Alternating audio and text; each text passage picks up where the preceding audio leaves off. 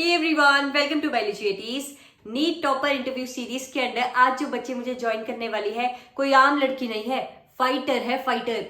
2019 से NEET crack करने के सपने को अपने मन में लिए, जुनून बरकरार रखे।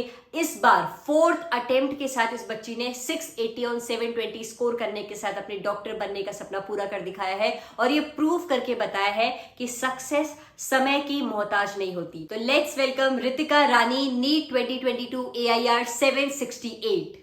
Welcome to biology Ritika. Thank you ma'am. सबसे पहले कॉन्ग्रेचुलेशन, 680 on 720 4th अटेम्प्ट। काबिले तारीफ है भाई तुम्हारी जर्नी। Thank you ma'am. चलो अब फटाफट से जरा नीट एस्पिरेंट्स को अपने आप से इंट्रोड्यूस करवाओ, फिर शुरू करते हैं कि आपने अपनी जर्नी में क्या सीखा, किस तरीके से मेहनत करी। हेलो एवरीवन, मेरा नाम रितिका रानी है। मैं नालंदा डिस्ट्रिक्ट बिहार से हूँ। मेरी नीट 2022 में स्कोर है 680 और मेरी ऑल इंडिया रैंक है 768। मेरे फिजिक्स में मार्क्स है 170, मेरी केमिस्ट्री में मार्क्स है 165, मेरी बॉटनी में मार्क्स है 175 और मेरी जूलॉजी में मार्क्स है 170। रितिका तुम्हारा 4th अटेम्प्ट था ये, है ना? Yes ma'am. अच्छा, तो तुम बताओ कि तुम्हारा जब फर्स्ट अटेम्प्ट था तब तुम्हारे कितने मार्क्स आए थे, सेकंड, थर्ड और लास्ट में अब कितने? यस मैम, मेरा 2019 में फर्स्ट अटेम्प्ट था जिसमें मेरे मार्क्स थे 551 और ऑल इंडिया रैंक थी 24,000 समथिंग। एंड 2020 में मेरे मार्क्स थे 580, then all India rank something 28,000 थी। और फिर 2021 में मेरे मार्क्स थे 580 और उस समय भी ऑल इंडिया रैंक थी 28,000 समथिंग। और इस बार तो भाई 100 का जंप लगा है, 680 मार्क्स है और ऑल इंडिया रैंक है 768। चलो बहुत बढ़िया। ये वीडियो रिकॉर्ड करने से पहले जब मेरी रितिका से बात हुई तो उसने मुझे बताया कि उसकी लाइफ में बहुत सारे इंटरेस्टिंग स्टोरीज है भैया। तो मैंने सोचा है रितिका, तुम्हारी लाइफ की जितने भी जो इंटरेस्टिंग इंसिडेंट्स तुम्हारे साथ हुए हैं उनको मैंने एक एक स्टेटमेंट में फ्रेम कर दिया है। मैं तुम्हारे सामने स्टेटमेंट रखूंगी और तुम्हें एक्सप्लेन करना है कि मैटर क्या था। Yes, ma'am. ठीक है, रेडी हो? Yes, ma'am. ठीक है। अच्छा, तो तुमने मुझे बताया कि सेल्फ स्टडी का मेरी प्रिपरेटरी फेज में बहुत बड़ा रोल रहा, तो तुम सबको बताओ कैसे। देखिए, अगर आप कोई भी ऑफलाइन इंस्टीट्यूट ज्वाइन कर रहे हो या ऑनलाइन इंस्टीट्यूट ज्वाइन कर रहे हो, सेल्फ स्टडी तो आपको ही करनी होगी। तो मैंने सबसे पहले 2019 में टीचर से बहुत अच्छे तरीके से सारे कंसेप्ट्स को क्लियर कर लिया था। फिर उसके बाद मैंने खुद सेल्फ स्टडी पे ध्यान दिया। मैंने टेस्ट सीरीज ज्वाइन करके रखी थी, मैं हॉस्टल में रहती थी। तो मैंने अपकमिंग टेस्ट के सिलेबस के अकॉर्डिंग अपना डे डिवाइड कर लिया था, आज मुझे कौन कौन से चैप्टर करने हैं। तो मैं डेली गोल सेट करती थी और उस तरीके से स्टडी करती थी और डेली कंप्लीट करती थी। देन फर्स्ट मैं पार्ट टेस्ट देती थी एंड देन उसके बाद मेजर टेस्ट, देन फिर फुल सिलेबस टेस्ट देने लगा। और उसके बाद जो भी उसमें मिस्टेक्स होती थी उन्हें एनालाइज करती थी और फिर उन्हें फिर से रिवाइज करती थी। इसी तरीके से मेरी सेल्फ स्टडी कंटिन्यू रही। ठीक है, मतलब 2019 में तुमने कोचिंग ली, उसके बाद 2020, 2021, 2022 का अटेम्प्ट तुमने सेल्फ स्टडी के जरिए दिया। सिर्फ टेस्ट सीरीज ज्वाइन करी थी, है ना? अच्छा, और तुम्हारा ये भी कहना है कि तुम्हारी फैमिली का बहुत बड़ा सपोर्ट रहा तुम्हारे पूरे प्रिपरेशन के दौरान। यस मैम, जब हम लोग कंपटीशन की तैयारी करते हैं तो हमारी पूरी फैमिली उसके लिए प्रिपेयर होती है। तो जब मैंने जो भी बोला, जो मांगा, उन्होंने हमेशा सपोर्ट किया, गाइड रहा। उनकी गाइडेंस की वजह से यहाँ तक है, हमेशा सपोर्ट किया। और सिर्फ यहीं तक नहीं, आगे तो और बहुत लंबी जर्नी है और वो हमेशा सपोर्ट करेंगे। सिर्फ फैमिली है जो आपका हमेशा, चाहे अप्स एंड डाउन से, सबसे ज़्यादा सपोर्ट करती है और हमेशा आपको सही डायरेक्शन में गाइड करती है। बिल्कुल बिल्कुल सही बात कही। अच्छा, तुमने डिस्ट्रैक्शन से भी दोस्ती कर ली थी ना, कैसे? यस मैम, लोगों को लगता है कि मोबाइल फ़ोन है, पेरेंट्स को भी लगता है कि बच्चे डिस्टर्ब हो जाएंगे, लेकिन नहीं, मेरा तो मोबाइल यार बेस्ट फ्रेंड था। मैंने क्या किया था कि जब लगातार पेन पेपर पे आप क्वेश्चंस बनाते हो, क्वेश्चन प्रैक्टिस करते हो, खासकर बायोलॉजी की, तो 200-300 क्वेश्चंस बनाना थोड़ा आपको लगता है कि यार बोरिंग हो सकता है। तो मैंने क्या किया, मेरे मोबाइल पे कुछ ऐसे ऐप्स डाउनलोड किए जिसमें मैं क्वेश्चन प्रैक्टिस करती थी। फिर आपका channel, YouTube channel Biology at Ease, उसके कम्युनिटी पोस्ट पे बहुत सारे क्वेश्चंस आते थे, उसको सॉल्व करना। फिर आपके टेलीग्राम चैनल पे बहुत सारे क्वेश्चंस आते थे, उसको सॉल्व करना। वो क्वेश्चंस उसी समय रिजल्ट आपको दे देता था, आपका आंसर राइट है, इतने % बच्चों का राइट है, तो आपको और एक्साइटमेंट लगती थी। फिर मुझे लगता था और चलो कुछ क्वेश्चन सॉल्व कर लेते हैं। फिर लेकिन टाइम लिमिट था कि इसके बाद चलो फिर मुझे ये सेट लगाना है या फिर मेरा टेस्ट है। तो इस तरीके से आप पेन पेपर पे भी कर लेते हो और फिर मोबाइल पे भी आपकी प्रैक्टिस हो जाती है। चलो बहुत बढ़िया। अच्छा, एक बार ऐसा भी हुआ है कि एक बार क्या, कई बार शायद ऐसा हुआ है, तुमने मुझे बताया कि दी मैंने रेलवे स्टेशन पर भी बैठकर पढ़ाई करी है, तो ऐसी क्या मजबूरी आ गई थी? मैं मजबूरी नहीं थी, मेरे टूथ में इन्फेक्शन थे और मुझे हॉस्टल से बार बार घर आना पड़ रहा था, तो ये जो थोड़ा ट्रीटमेंट में थोड़ा लंबा टाइम लग रहा था, तो बार बार मुझे घर आना पड़ रहा था, फिर हॉस्टल जाना पड़ रहा था टेस्ट देने। तो इसी बीच जर्नी का बहुत था कि रेलवे स्टेशन पे जब रहते थे तो फिर बहुत टाइम वहाँ पे स्पेंड करना होता था, तो वहीं पे बैठ के बहुत कुछ मेमोराइज कर लिया या फिर कुछ टेस्ट दे दिए, रिवाइज कर लिया और कुछ वीडियोस भी देख लेते थे। मतलब तुमने कोशिश करी कि भैया ये ड्रॉप हो रहा साल में एक एक सेकंड मतलब यूटिलाइज कर सकूं, है ना, वेस्ट नहीं। मुझसे बूस्टअप होता था कि यार इतनी मेहनत कर रहे हैं तो कहीं तो रिजल्ट मिलेगा ही। बिल्कुल बिल्कुल बिल्कुल, एक एक सेकंड की मेहनत आपको फ्रूटफुल रिजल्ट देती है बच्चे। अच्छा, मैंने ये भी सुना भैया कि तुम पढ़ाई से बोर हुई तो भी तुमने पढ़ाई करी, ये कैसे हुआ? यस मैम, जब पढ़ाई से बोर हो जाते हो तब आप क्या करते हो, अगर आपको पढ़ाई से नहीं बोर होना है तो आप बहुत सारे इंटरेस्टिंग वेज निकाल सकते हो पढ़ने के। आप डिफरेंट कलर के पेन यूज़ कर सकते हो, शॉर्ट नोट बना सकते हो, फिर आप फिगर देख लो। हमेशा जब आप बुक खोलो तो इसका मतलब ये नहीं होता कि मुझे पढ़ना है एकदम पूरा कंसंट्रेशन के साथ। कभी कभी मैं फिगर ही देख लेती थी और फिगर देखते देखते फिर जब वैसे कुछ क्वेश्चंस आते थे तो मेरे माइंड में आता था कि ऐसा मैंने कहीं देखा है, तो फिर उसको वो टिक कर लेते थे। कभी कुछ चार्ट देख लिया या फिर कुछ फिजिक्स के फॉर्मूलेस की शीट बनी होती थी, उन फॉर्मूलोस को देख लिया। तो इस तरीके से उस टाइम पे भी मैं पढ़ लेती थी।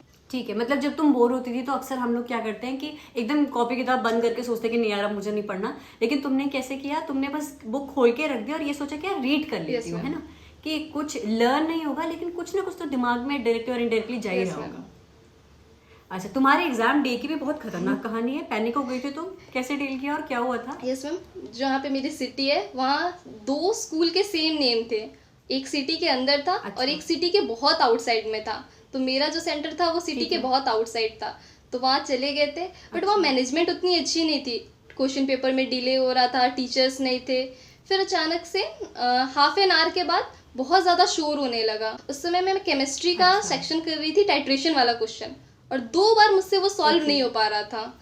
दोनों बार मेरे उसमें करेक्ट आंसर नहीं आ रहे थे, तो थोड़ा पैनिक लगा। फिर खुद को सब कुछ छोड़ छाड़ के रिलैक्स किया कि नहीं, ये मतलब यही 3 आ रहे, मुझे कुछ 1 मिनट एक्स्ट्रा नहीं मिलने वाला है, और खुद को इसी टाइम पे संभालो और जितनी भी एफर्ट दी, बस एक लास्ट पुश बाकी है, एक लास्ट एफर्ट बाकी है। इसके बाद बहुत ही ब्रिलियंट आपका जो भी रिजल्ट होगा वो बहुत अच्छा होगा। बिल्कुल, मुझे ऐसा लगता है उस एग्जाम डे के दिन खुद को ये समझाना चाहिए कि यार आज ना जितनी हिम्मत हो सके बटोर ले, क्योंकि अगर आज गलती होगी तो 1 साल रिपीट करना पड़ सकता है, तो वो गलती मैं खुद से नहीं होने दे सकता, है ना। ठीक है, तुम्हारी तो बच्चे बहुत लंबी जर्नी थी, पूरे 4 साल की जर्नी थी, तो इस पूरे प्रेपरेटरी फेज में बहुत सारी गलतियां भी हुई होंगी। तुम बता सकते हो कुछ गलतियां अगर तुम शेयर करना चाहो कि क्या गलतियां हुई और उससे कैसे डील किया, तुमने क्या सीखा और क्या आउटकम निकला? मैम, टेस्ट सीरीज तो मेरा शुरू से था, मैं टेस्ट तो जरूर देती थी और उसमें अच्छे मार्क्स भी आते थे। बट मेरा एनालाइज करने का तरीका उतना अच्छा नहीं था। टेस्ट दे दिया, चलो मेरा काम हो गया, अच्छे मार्क्स आ गए, रिजल्ट देख लिया, इतना नेगेटिव है। लेकिन जब इस साल मैंने उसको ध्यान से एनालाइज किया तब मुझे पता चला, अगर आप अपने टेस्ट को एनालाइज करोगे तब आप जान पाओगे कि आपकी सिली मिस्टेक का पैटर्न क्या है। आपको अपना पता चलेगा कि पेपर अटेम्प्टिंग स्ट्रेटेजी आपके लिए क्या है, क्या आपको सूट करती है। जब आप बहुत सारे मॉक टेस्ट दोगे तब आपको पता चलेगा कि किस तरीके से करना आपके लिए बेटर है, और फिर आपको ये भी पता चलेगा कि आपके वीक टॉपिक्स क्या हैं, आप किन्हें जाके फिर से रिवाइज कर सकते हो और किस सब्जेक्ट में आपको और कितना इम्प्रूव करना है, किस टॉपिक को लेके। अच्छा, इन 4 सालों में ऐसा भी तो हुआ होगा कि तुम्हारे साथ वालों का इन 4 सालों में नीट क्लियर हो गया होगा, उनका एमबीबीएस का 1st, 2nd, 3rd ईयर चल रहा होगा, और तुम देख रहे होगे कि तुम तो अभी भी अपने हॉस्टल में नीट की तैयारी कर रही हो, कुछ श्योरिटी नहीं है कि एग्जाम क्लियर होने वाला है या फिर नहीं। कंपैरिजन वाली फीलिंग, डीमोटिवेशन वाली फीलिंग, 4 साल लंबा समय होता है भाई, तो कैसे डील किया? जब एक बार आप नेगेटिव के साइकिल में आ जाते हो, एक बार आप डीमोटिवेशन के साइकिल में आ जाते हो। जब फर्स्ट टाइम मेरा नहीं हुआ तो लगा कि नहीं, बहुत कुछ लॉस हो गया, अब कैसे होगा, तो फिर अगेन उस चीज़ का इफेक्ट आपके स्टडीज़ पे पड़ने लगता है, और फिर अगेन आप सेम मिस्टेक के साइकिल में, सेम ड्रॉप लेना, फिर सेम वही मिस्टेक करना, फिर रिग्रेट करना। तो आप रिग्रेट के साइकिल से वापस नहीं आओगे तो आप अपने मिस्टेक के साइकिल से भी वापस नहीं आ पाओगे। तो जब इस चेन को ब्रेक किया तब जाकर आप देख सकते हो रिजल्ट अच्छा आया।